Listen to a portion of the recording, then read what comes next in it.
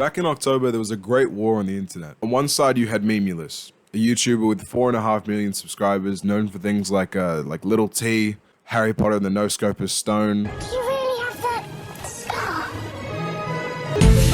MLG Teletubbies. And he was going up against a YouTuber with just over 2,000 subscribers, Jake Ricks. This war was like a David versus Goliath situation. Somehow Memeulouses is the giant. In the middle of this war, I tried to do the thing that they did on Christmas Day with like the soccer game or something. I think that happened in a war. I reached out to both sides and I tried to get them to come on the KenTeeVee channel.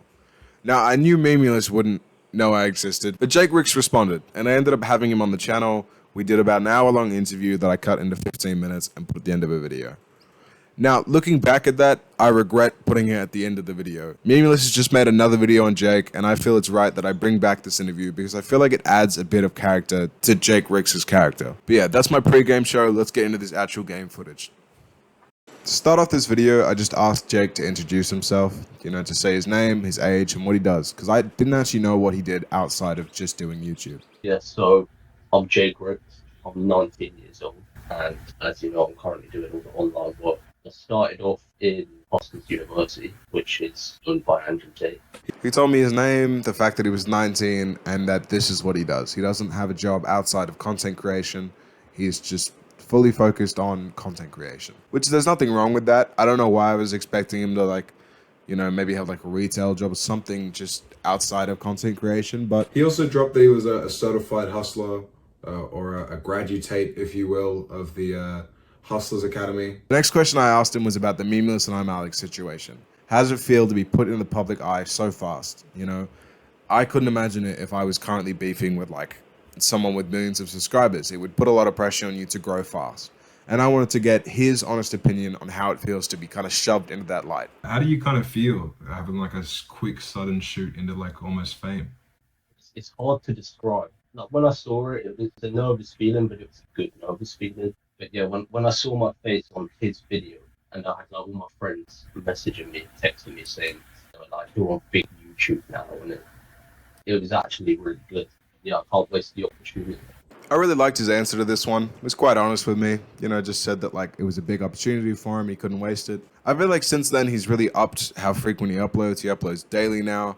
I would say his videos and takes are better, but he's definitely improved and done what he wanted to do. The next question was how genuine is the content? I thought it was just rage bait, like people farming for Twitter interactions. I thought he just wanted to make some money off it. So I wanted to ask, how real is the content? Like, is it accurate to what you believe in? There was one question I was going to ask. Is the social media presence like a dramatized version of who you are, or is it quite accurate to what you believe in? I would say it isn't. I believe what I say, because when I'm around my family, just in general, I don't talk about anything like that because I just don't see the point in it. I truly believe, but I don't see the point in talking about stuff like that around my family.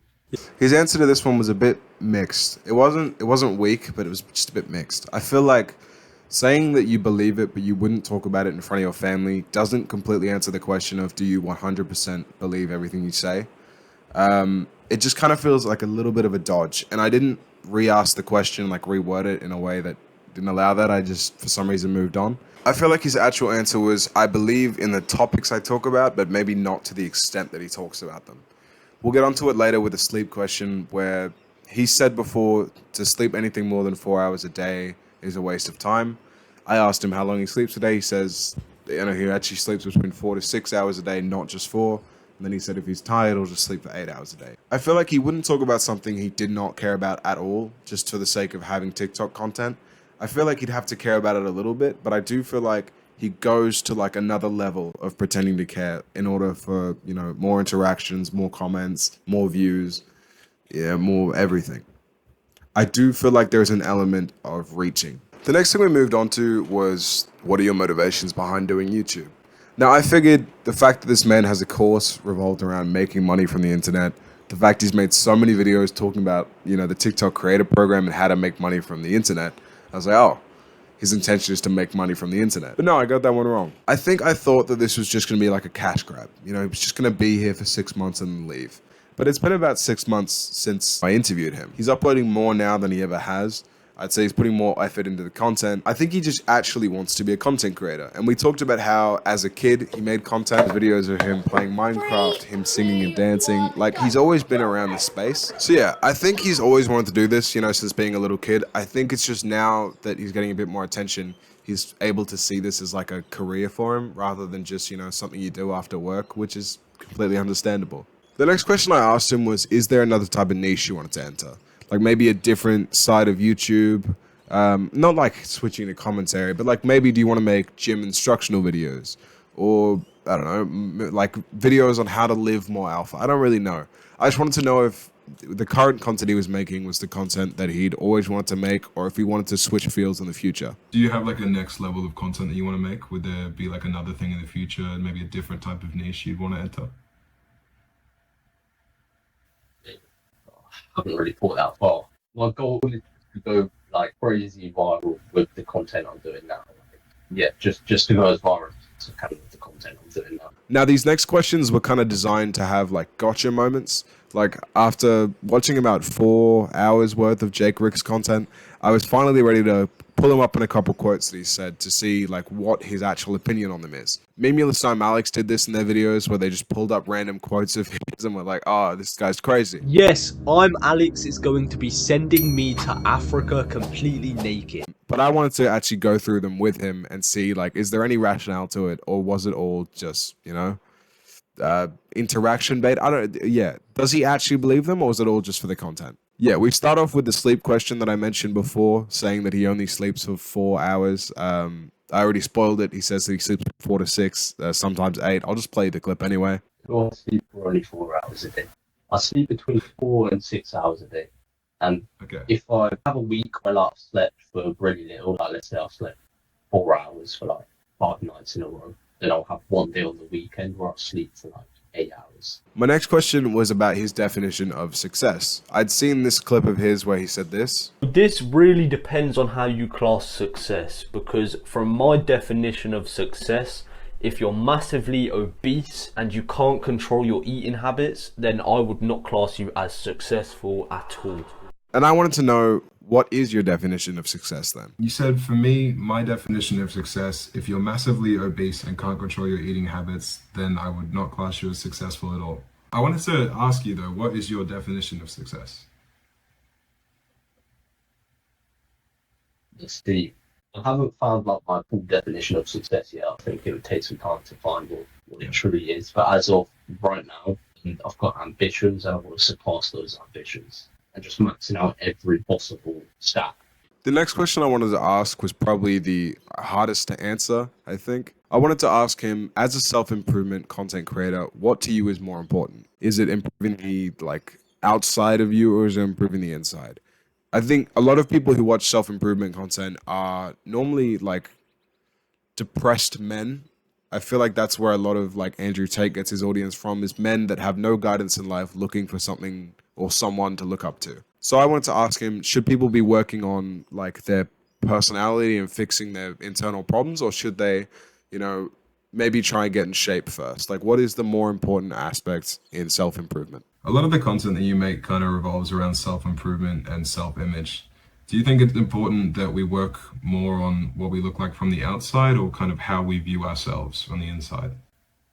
It's really important to work on both. But obviously you want to prioritize what you think and look like on the inside. So in one of your videos, it was like a motivational talk, and you said, I got a quote here, every fucking day I wake up and I want to do some shit. I'm like, okay man, you want to be a bitch today? You want to feel like a little bitch? You have to learn how to get up and do shit when you ain't got no 5K or no 10K. Nothing exists, your life sucks. And then in another one of your videos, you said to stop idolizing other men and to start idolizing your future self. The question I'm going to ask is kind of a hard question though. It was, are you happy with who you currently are? And the like, not the future you, the current you.